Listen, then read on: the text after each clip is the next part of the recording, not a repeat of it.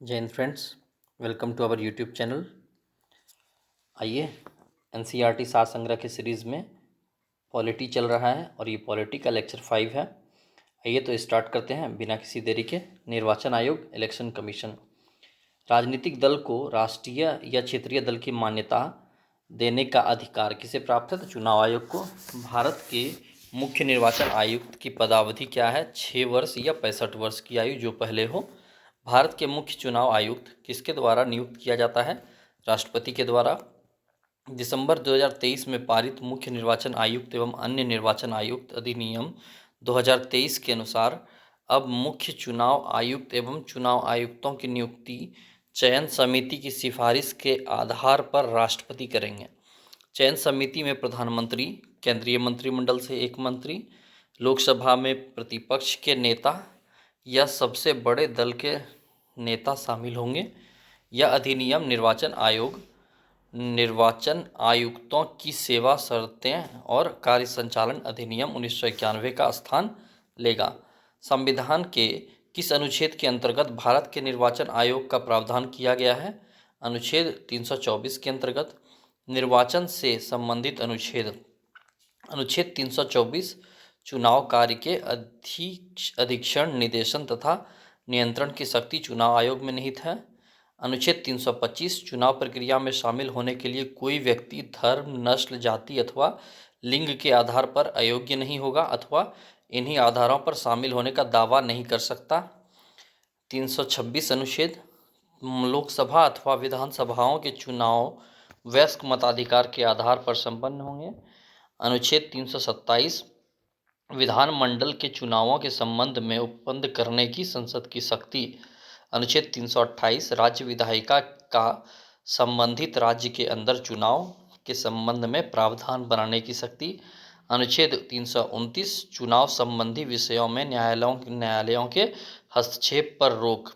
अनुच्छेद 329 का क प्रधानमंत्री तथा लोकसभा अध्यक्ष के चुनाव के संबंध में विशेष प्रावधान निरस्त।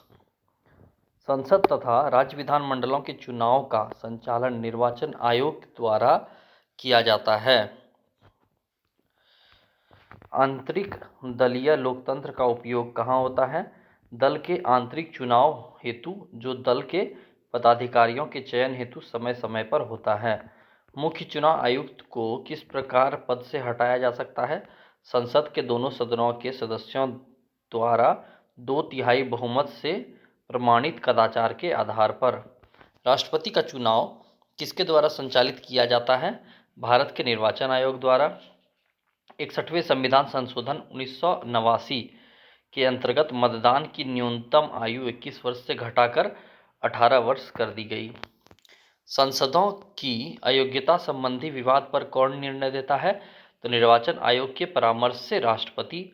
संसद द्वारा किसी व्यक्ति को चुनाव लड़ने के लिए अयोग्य करार दिया जाता है न्यायालय द्वारा अपराधी घोषित किए गए व्यक्ति को। संसद द्वारा किस व्यक्ति को चुनाव लड़ने के लिए अयोग्य करार दिया जाता है? न्यायालय द्वारा अपराधी घोषित किए गए व्यक्ति को। भारत में मताधिकार और निर्वाचित होने का अधिकार किस प्रकार का अधिकार है? तो विधिक अधिकार है। राजनीतिक दलों को सर्वप्रथम संवैधानिक मान्यता किस वर्ष प्रदान की गई?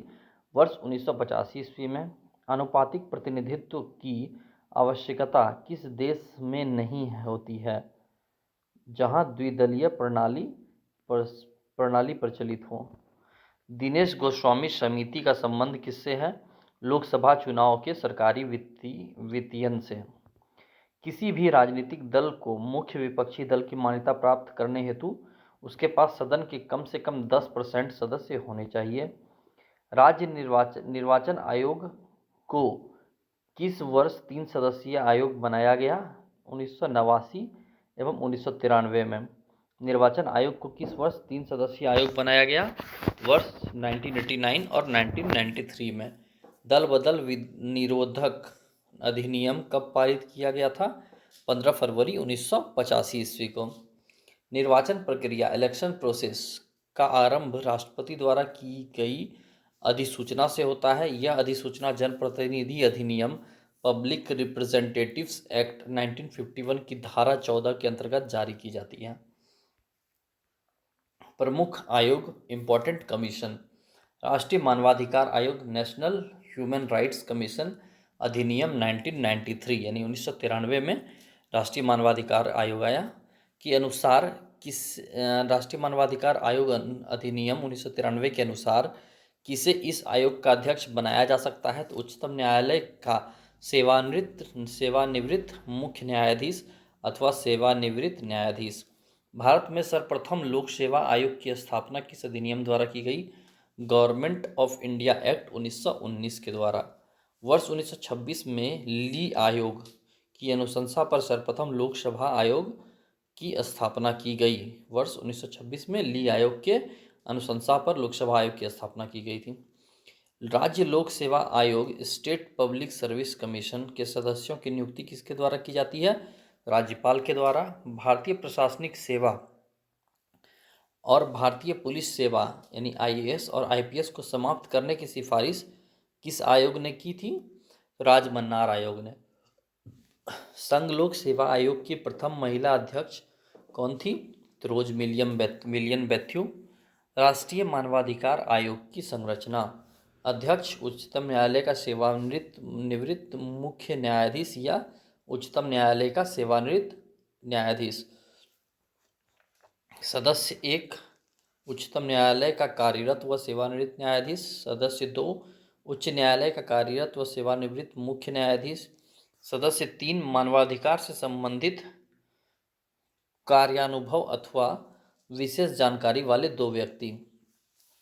पदेन सदस्य, राष्ट्रीय अल्पसंख्यक आयोग का अध्यक्ष, राष्ट्रीय अनुसूचित जाति आयोग का अध्यक्ष, राष्ट्रीय अनुसूचित जनजाति आयोग का अध्यक्ष, राष्ट्रीय महिला आयोग की अध्यक्ष, पिछड़ा वर्ग आयोग का अध्यक्ष, विकलांग व्यक्तियों के लिए मुख्य आयुक्त, राष्ट्र बाल अधिकार सुरक्षा आयोग के मुख्य आयुक्त। लोकपाल संस्था में अध्यक्ष के अतिरिक्त 8 अन्य सदस्यों की नियुक्ति होती है जिनका कार्यकाल 5 वर्ष का होता है। भारत के प्रथम लोकपाल की नियुक्ति 23 मार्च 2019 को राष्ट्रपति द्वारा सर्वोच्च न्यायालय के सेवानिवृत्त न्यायाधीश पिनाकी चंद्र घोष को भारत का प्रथम लोकपाल नियुक्त किया गया। इनका चयन प्रधानमंत्री नरेंद्र मोदी की अध्यक्षता वाली एक चयन समिति द्वारा किया गया, जिसमें सर्वोच्च न्यायालय के मुख्य न्यायाधीश रंजन गोगोई, लोकसभा अध्यक्ष सुमित्रा महाजन तथा प्रख्यात न्यायविद मुकुल रोहतगी सम्मिलित थे। अन्य पिछड़ा वर्ग ओबीसी के उपश्रेणीकरण हेतु रोहिणी आयोग का गठन अक्टूबर 2017 में संविधान के अनुच्छेद 340 के अंतर्गत किया गया था। प्रारंभ में आयोग की रिपोर्ट प्रस्तुत करने के लिए 12 सप्ताह का समय दिया गया था, किंतु 13 बार कार्यकाल में वृद्धि के पश्चात 31 जुलाई 2023 को इसने राष्ट्रपति को रिपोर्ट सौंपी। मानवाधिकार आयोग किस प्रकार की संस्था है? तो गैर संवैधानिक नॉन कॉन्स्टिट्यूशनल संस्था है। राजनीतिक व अपराधियों के मेलजोल संबंधों की जांच करने वाली समिति कौन सी है? वोहरा समिति। राजनीतिक व अपराधियों के मेलजोल संबंधों की जांच करने वाली समिति वोहरा समिति। भारत में लोकपाल एवं लोकायुक्त की स्थापना का सुझाव किसने दिया? प्रशासनिक सुधार आयोग ने दिया। संसद में प्रथम लोकपाल विधेयक किस वर्ष प्रस्तुत किया गया था? तो वर्ष 1968 ईस्वी में प्रथम लोकपाल विधेयक प्रस्तुत किया गया था। संचित निधि को समेकित निधि के नाम से भी जाना जाता है। संचित निधि को समेकित निधि के नाम से भी जाना जाता है। संविधान के किस अनुच्छेद के अंतर्गत लोक सेवा आयोग के सदस्य को हटाया जा सकता है? अनुच्छेद 317। किसी राज्य का लोकायुक्त अपना प्रतिवेदन प्रस्तुत करता है राज्यपाल को। राज्य मानवाधिकार आयोग का अध्यक्ष कौन होता है? उच्च न्यायालय का सेवानिवृत्त मुख्य न्यायाधीश। उत्तर प्रदेश लोक सेवा आयोग यूपीपीएससी के व्यय किस निधि पर भारित होते हैं? राज्य की संचित निधि पर। लोक सेवा आयोग में एक अध्यक्ष के अतिरिक्त 10 अन्य सदस्य होते हैं। राजभाषा ऑफिशियल लैंग्वेज देखते हैं। भारतीय संविधान के अनुच्छेद 344 के अंतर्गत प्रथम राजभाषा आयोग का गठन कब हुआ? 1955 ईस्वी में बीजी खरे की अध्यक्षता में। 8वीं अनुसूची में वर्ष 2003 में 4 भाषाएं किस संविधान संशोधन के द्वारा जोड़ी गई, जिससे उनकी संख्या बढ़कर 22 हो गई? 92वां संविधान संशोधन। संविधान में 8वीं सूची में सम्मिलित भाषाएं कौन कौन सी हैं? असमिया, बंगला, गुजराती, हिंदी, कन्नड़, कश्मीरी, कोंकणी, मलयालम, मणिपुरी, मराठी, नेपाली, उड़िया, पंजाबी, संस्कृत, सिंधी, तमिल, तेलुगु, उर्दू, डोगरी, बोडो, मैथिली, संथाली। तो ये 22 भाषा है और इसमें ध्यान रखिएगा 2 भाषा नहीं है, एक राजस्थानी और एक इंग्लिश। ठीक है, अंग्रेजी और राजस्थानी भाषा इसमें सम्मिलित नहीं है। क्वेश्चन यही देता है कि इसमें से कौन सी भाषा नहीं है।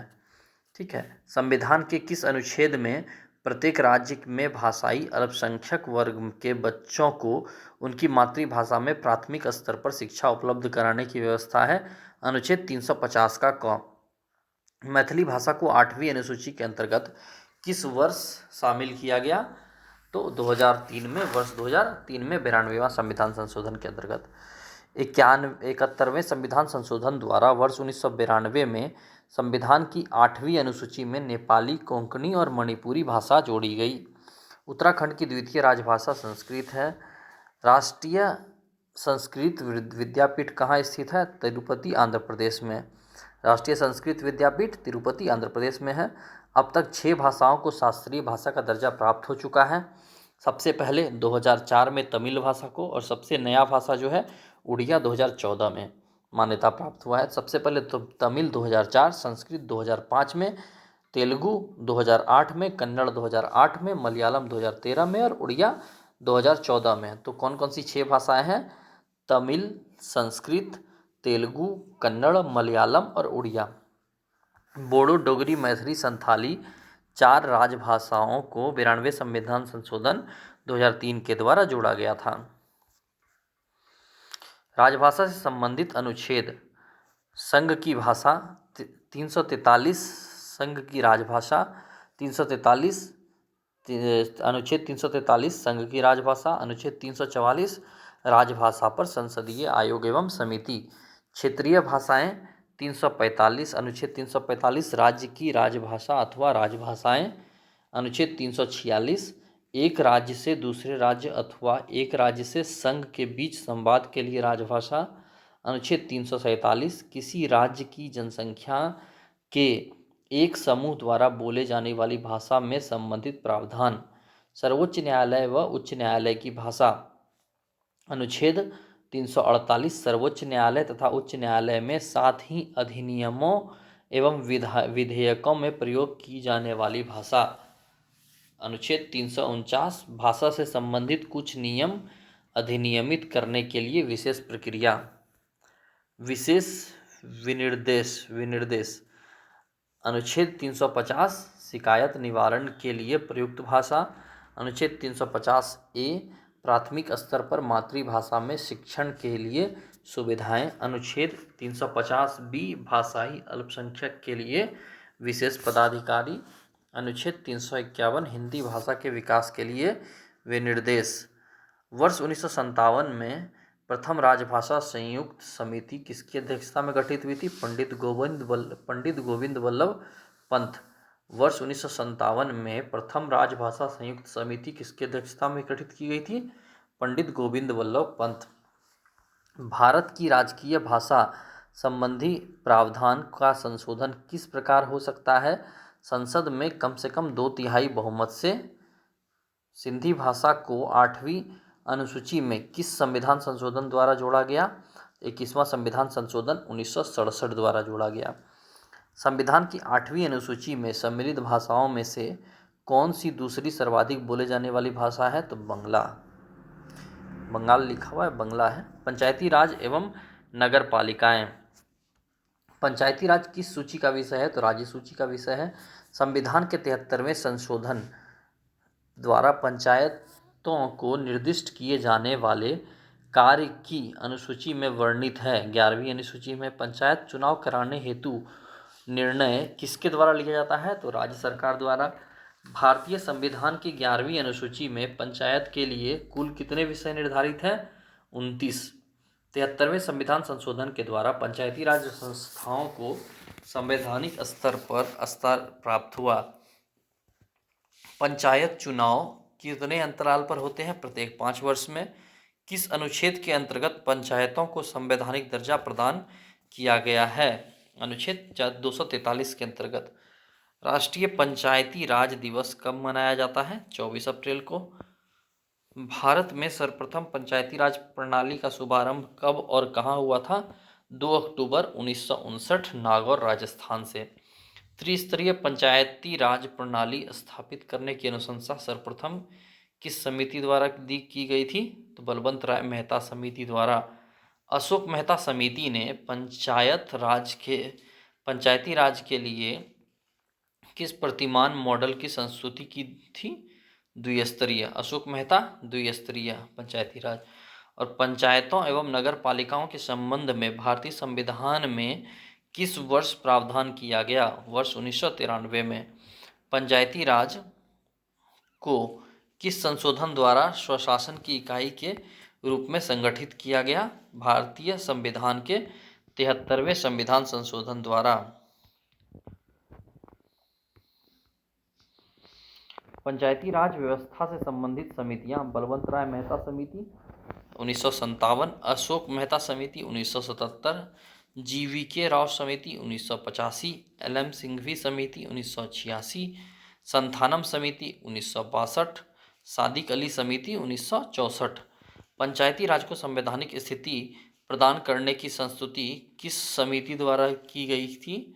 तो LM सिंघवी समिति। किन राज्यों में पंचायत समितियां तथा जिला परिषद को भी करारोपण की शक्तियां दी गई है? गुजरात, महाराष्ट्र एवं राजस्थान। ब्लॉक स्तर, ब्लॉक लेवल पर पंचायत समिति का क्या स्वरूप है? प्रशासनिक प्राधिकरण, एडमिनिस्ट्रेटिव अथॉरिटी।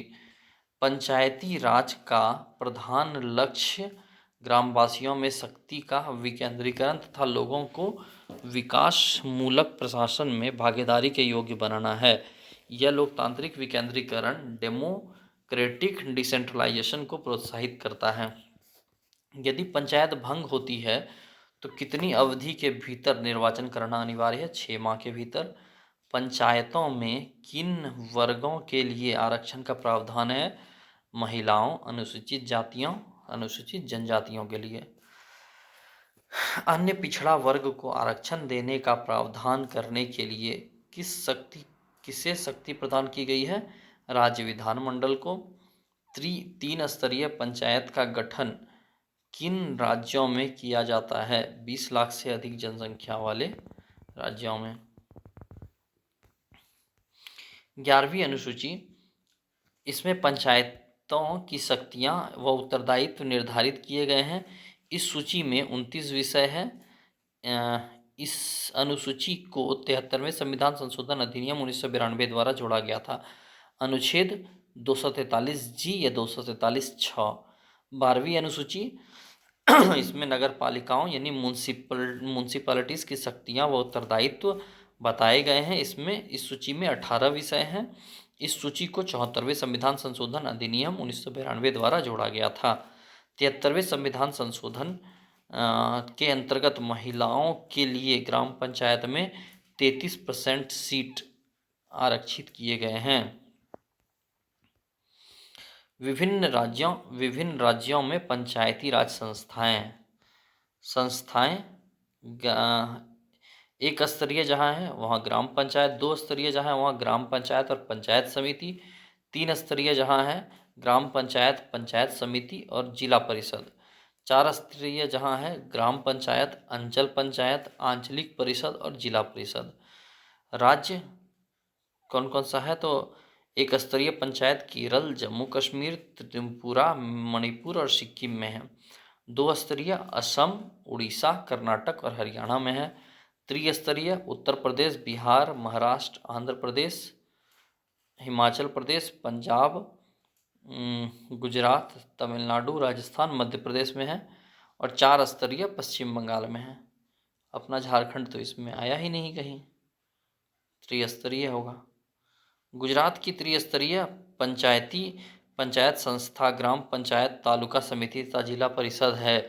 मेघालय, मिजोरम तथा नागालैंड में पंचायतों का गठन नहीं किया गया है। इन राज्यों में एक स्तरीय जनजातीय परिषदें कार्यरत है। उत्तर प्रदेश में पंचायती राज उत्तर प्रदेश में पंचायती राज संस्थाओं में महिलाओं के लिए सीटें आरक्षित सीटों की कुल संख्या कुल स्थानों की 1/3 है। 73वां संविधान संशोधन अधिनियम का क्या उद्देश्य है? देश में सशक्त एवं जीवंत पंचायती राज संस्थाओं की स्थापना करना। भारत के किस राज्य पंचायती राज से संबंधित मामलों की सुनवाई के लिए पृथक अपीलीय न्यायाधिकरण का गठन किया गया है? केरल। अनुसूचित जनजातियां एसटी से परिपूर्ण किस राज्य में अनुसूचित जातियां एससी हेतु आरक्षण का कोई प्रावधान नहीं है? तो अरुणाचल प्रदेश। किसी राज्य के राज्यपाल को उस विशेष राज्य की पंचायतों द्वारा विनियोजन हो सकने वाले करों और शुल्कों टैक्स एंड फीस के निर्धारण के सिद्धांत के विषय में संस्तुति राज्य वित्त आयोग स्टेट फाइनेंस कमीशन करता है। नगरपालिका किस संविधान संशोधन से संबंधित है? 74वां संविधान संशोधन से अधिनियम से संबंधित है। 73वां संविधान संशोधन किस व्यवस्था को प्रोत्साहित करता है? स्वशासन की व्यवस्था को प्रोत्साहित करता है। राज्य वित्त आयोग का गठन भारतीय संविधान के किस अनुच्छेद के अंतर्गत किया गया जाता है? अनुच्छेद 243 का आई के अंतर्गत। पंचायत कमेटी के सदस्य किस चुनाव पद्धति से चुने जाते हैं? जनता द्वारा प्रत्यक्ष रूप से। नगर पालिकाओं की 12वीं अनुसूची में वर्णित कुल 18 विषय पर विधि बनाने की शक्ति प्रदान की गई है। किसी भी बीपीएल परिवार का वयस्क सदस्य महात्मा गांधी राष्ट्रीय ग्रामीण रोजगार गारंटी अधिनियम मनरेगा के अंतर्गत लाभ प्राप्त करने का पात्र होता है। महात्मा गांधी राष्ट्रीय ग्रामीण रोजगार गारंटी योजना में योजना बनाने, संपादन करने व क्रियान्वयन का उत्तरदायित्व किसका है? ग्राम पंचायत का। भारत के किस राज्य में पंचायत में अल्पसंख्यकों के लिए आरक्षण प्राप्त है? तो आंध्र प्रदेश में। पंचायती राज से संबंधित समितियां संवैधानिकरण के बाद पंचायती राज संस्थाओं के समिति का नाम देखते हैं, अध्यक्ष और वर्ष देखते हैं। पंचायती राज संस्थाओं के अधिकारों तथा प्रकारों के हस्तांतरण के लिए गठित टास्क फोर्स कार्यदल ललित माथुर इसके अध्यक्ष थे। वर्ष 2001 में निम्नतम यानी ग्रासरूट स्तर पर नियोजन के लिए गठित विशेषज्ञ समूह इसके अध्यक्ष थे वी रामचंद्रन। 2005 में जिला स्तर नियोजन की नियमावली तैयार करने का कार्यदल श्रीमती राजवंत संधू। 2008 में DRDA जिला ग्रामीण एजेंसी के पुनर्गठन के लिए गठित समिति वी रामचंद्रन इसके अध्यक्ष थे। 2010 में आम वस्तुओं एवं सेवाओं की कुशल आपूर्ति के लिए पंचायत के उत्तोलन लेवरेजिंग की विशेषज्ञ समिति मणिशंकर अय्यर वर्ष 2012 ईस्वी में। संविधान संशोधन कॉन्स्टिट्यूशनल अमेंडमेंट। संविधान संशोधन का प्रावधान किस अनुच्छेद के अंतर्गत किया गया है? अनुच्छेद 368 के अंतर्गत किया गया है। भारतीय संविधान में संशोधन के लिए संसद के किस सदन में विधेयक लाया जा सकता है? लोकसभा अथवा राज्यसभा, किसी भी सदन में। किस संविधान संशोधन अधिनियम को लघु संविधान कहा जाता है? 42वां संविधान संशोधन 1976। साधारण बहुमत से संशोधित किए जाने वाले कुछ उपबंध। साधारण बहुमत से संशोधित किए जाने वाले कुछ उपबंध। अनुच्छेद 2, 3 और 4 संसद को विधि द्वारा यह अधिकार देता है कि वह भारतीय संघ में नए राज्यों को शामिल कर सके तथा राज्यों की सीमा परिवर्तन द्वारा नए राज्यों का निर्माण कर सके। अनुच्छेद 75 अनुच्छेद 97, 125, 165 का 5 तथा 221 का 2 द्वितीय अनुसूची में परिवर्तन की अनुमति देते हैं। अनुच्छेद 105 का 3 संसद द्वारा पारित किए जाने पर संसदीय विशेषाधिकारों की व्यवस्था करता है। अनुच्छेद 106 संसद द्वारा पारित किए जाने पर संसद सदस्यों के वेतन एवं भत्ते की व्यवस्था करता है। अनुच्छेद 120 का 2 संसद द्वारा किसी नई व्यवस्था न किए जाने पर 15 वर्षों के उपरांत अंग्रेजी को संसदीय भाषा के रूप में छोड़ने की व्यवस्था करता है। अनुच्छेद 124 का 1 इसमें यह व्यवस्था है कि संसद द्वारा किसी व्यवस्था के न होने तक उच्चतम न्यायालय में 7 न्यायाधीश होंगे। अनुच्छेद 135 संसद को सर्वोच्च न्यायालय के अधिकार क्षेत्र में परिवर्तन करने की शक्ति देता है। अनुच्छेद 169 का 1 कुछ शर्तों के साथ विधान परिषदों को भंग करने की व्यवस्था करता है। अनुच्छेद 239 संघ राज्य क्षेत्रों यूनियन टेरिटरीज के लिए मंत्री परिषद का सृजन। दिल्ली राष्ट्रीय राजधानी क्षेत्र किस संविधान संशोधन द्वारा बना? 69वां संविधान संशोधन 1992 द्वारा। 106वां संविधान संशोधन अधिनियम किससे संबंधित है? लोकसभा, सभी राज्य की विधानसभा एवं दिल्ली विधानसभा में महिलाओं को 33% आरक्षण से नारी शक्ति वंदन अधिनियम। इस अधिनियम के अंतर्गत अनुच्छेद 239 ए में संशोधन किया गया, जबकि अनुच्छेद 330 ए, 332 ए तथा 334 ए को जोड़ा गया। यह आरक्षण 15 वर्ष की अवधि के लिए है। 86वां संविधान संशोधन 2003 द्वारा शिक्षा के अधिकार से संबंधित अनुच्छेद 21 ए संविधान में जोड़ा गया। भारतीय संविधान में 9वीं अनुसूची कब जोड़ी गई? प्रथम संविधान संशोधन 1951 के द्वारा। संविधान का 86वां संविधान संशोधन विधेयक किससे संबंधित है? 6 से 14 वर्ष के बच्चों के निःशुल्क और अनिवार्य शिक्षा से। विधानसभा तथा लोकसभा के निर्वाचित सदस्यों के दल बदल पर 52वें संविधान संशोधन द्वारा प्रतिबंध लगाया गया है। भारतीय संविधान का 79वां संशोधन किससे संबंधित है? लोकसभा और राज्य विधानसभाओं में अनुसूचित जातियों तथा अनुसूचित जनजातियों के आरक्षण से। वर्ष 1951 में प्रथम संविधान संशोधन किससे संबंधित था? कुछ राज्यों में किए गए कृषि व कृषि भूमि संबंधी विधियों के संरक्षण से। संसद के दोनों सदनों द्वारा अलग अलग विशेष बहुमत स्पेशल मेजॉरिटी से किस विधेयक को पारित करना आवश्यक होता है? संविधान संशोधन विधेयक। सर्वोच्च न्यायालय ने गोलकनाथ बनाम पंजाब राज्य विवाद में सर्वप्रथम संसद की संविधान संशोधन शक्ति को सीमित किया। भारतीय संविधान के संशोधन में से किस संशोधन द्वारा केंद्रीय मंत्रिमंडल के आकार का लोकसभा की कुल सदस्य संख्या 15% तक सीमित कर दिया गया? 91वां संविधान संशोधन।